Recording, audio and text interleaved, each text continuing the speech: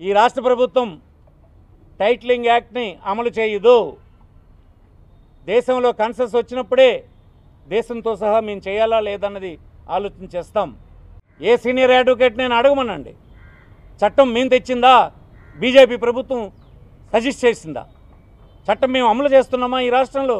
లేదని మీకు 10 సార్లు చెప్పలేదా?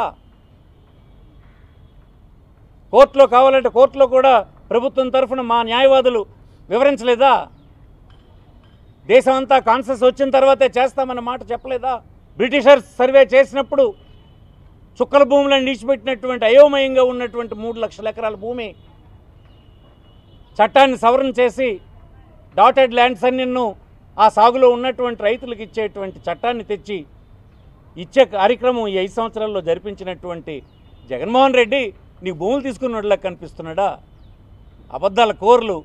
మీరు ఎంత అన్యాయంగా మాట్లాడుతున్నారో, ఎంత తెలివి తక్కువ మాట్లాడుతున్నారో నవ్వుకుంటున్నారు మీ తాలూ చర్యలకి. అంటే ఏమీ చేయడానికి లేక, ఏది విమర్శించడానికి లేక ఇలాంటి అబద్ధపు ప్రచారాలతో ఎన్నికలను గడిపేద్దాం అనుకుంటారా? సాధ్యం కాదని మనం చేస్తున్నాం. ఈ రాష్ట్రంలో సోషల్ మీడియా ఉంది, మీ దగ్గర ఛానల్స్ 4 ఉండొచ్చు, కానీ లక్షలాది కోట్లాది ఛానల్స్ ప్రజల చేతుల్లో ఉన్నాయని ఈ సందర్భం మనం చేస్తున్నాం.